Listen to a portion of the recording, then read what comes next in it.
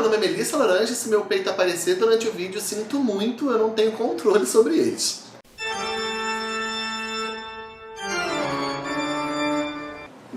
O vídeo de hoje tem como tema uma palavrinha que está muito em voga por aí na militância e nas redes sociais e que a gente pede muito: empatia.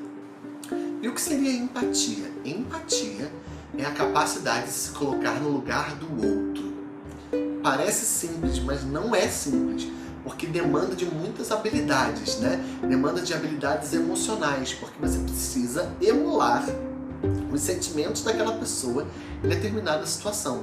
E também precisa de habilidades racionais, porque você precisa pensar todos os fatores sociais que afetam aquele sujeito, aquele corpo, aquele indivíduo naquele momento. Então é uma junção de um conhecimento social com uma capacidade emocional.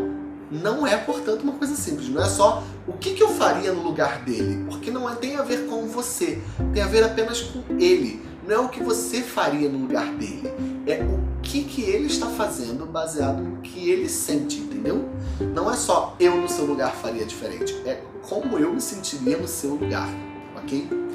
Então eu vejo muita gente falando que é muito fácil fazer empatia, que eu me coloco no lugar do outro e aí eu consigo pensar o que eu faria no lugar dele. Não é isso empatia, tá, gente? Empatia não é fazer no lugar do outro. Empatia é tentar compreender o que aquela pessoa sentiu, o que afetou ela, tudo que levou a determinada atitude ou a determinado sentimento, tá? Não tem nada a ver com o que você faria no lugar dela. Muito bem, né? Isso no caso é você tomando conta da vida dos outros, não tem nada a ver com empatia, tá bom? Tá bom.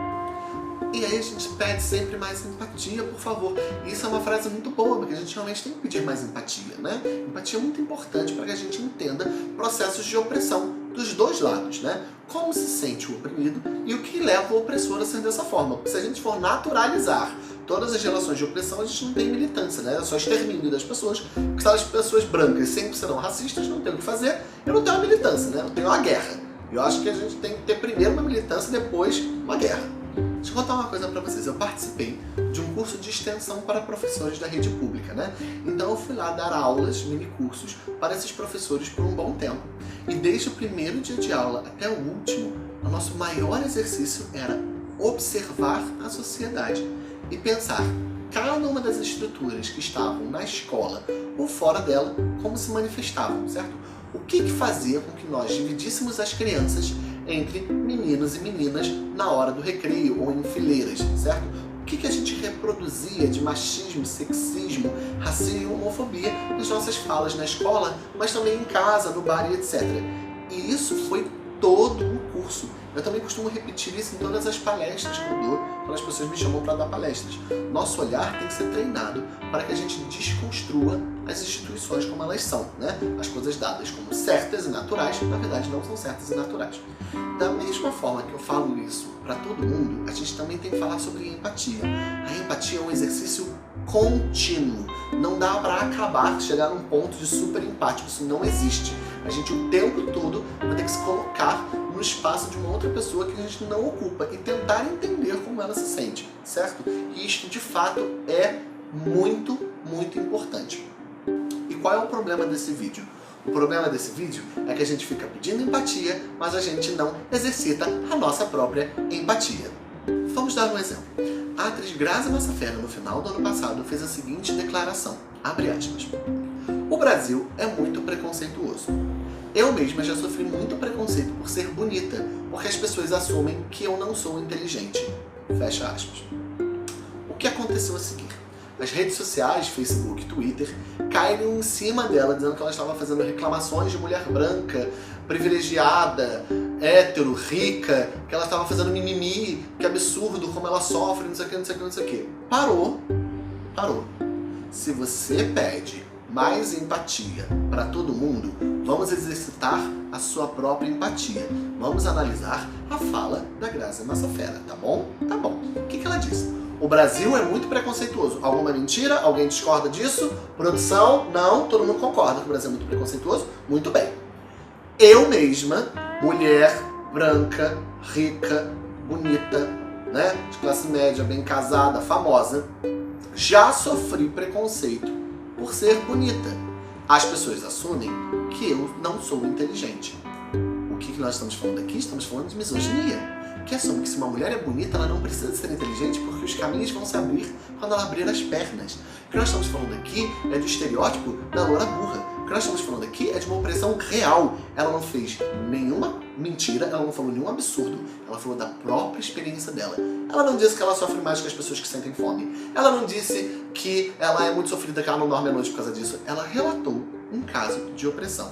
E as pessoas, muito mais rapidamente, estavam preocupadas em cancelar a importância da fala dela, porque ela é uma mulher branca privilegiada, do que entender o que ela estava falando. O que nos interessa, gente? Interessa a todo mundo acabar com esses estereótipos de mulheres. Interessa a todos nós que a misoginia não se represente dessa forma, em que pessoas bonitas não possam ser inteligentes, porque são bonitas, como se são dois opostos, né? Dois polos opostos que não possam conviver no mesmo corpo da mesma pessoa. Vocês estão entendendo quão absurdo é vocês ficarem revoltados com uma pessoa que está falando sua própria vivência? Ela não está dizendo que a vivência dela é mais importante que a outra, ela está adicionando a gente. A gente tem que ouvir as pessoas, entender o que elas estão falando, em vez de ficar preocupado em julgar ela, tá? E são as mesmas pessoas, diga-se de passagem, que vão passar pano para as piadas de algumas vencedoras de RuPaul's Drag Race quando elas fizerem filmes e shows de humor, fazendo piadas homofóbicas, fazendo piadas transfóbicas, fazendo piadas racistas, não é mesmo? Nessa hora, ninguém quer ter empatia pelo negro, ninguém quer ter empatia pela anã, não é? As pessoas estão muito mais preocupadas em ai, como é bonita essa drag. Na verdade, a drag pode ser bonita, mas o que ela está falando é feio, não é mesmo?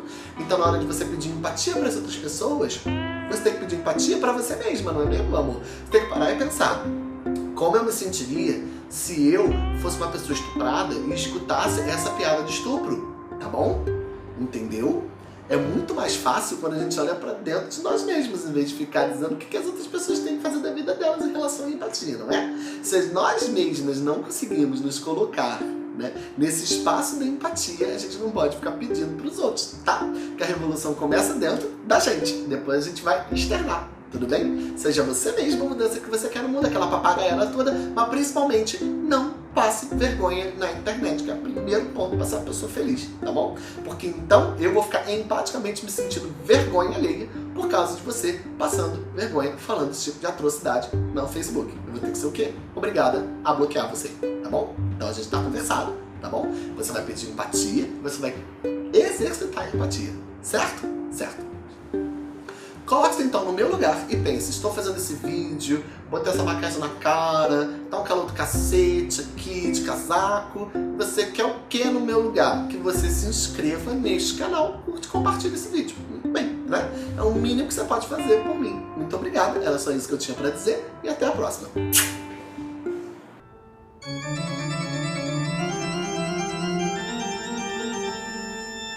Por exemplo, então, vamos dar um exemplo. No final do ano passado, a atriz... Puta que pariu. Lembrei.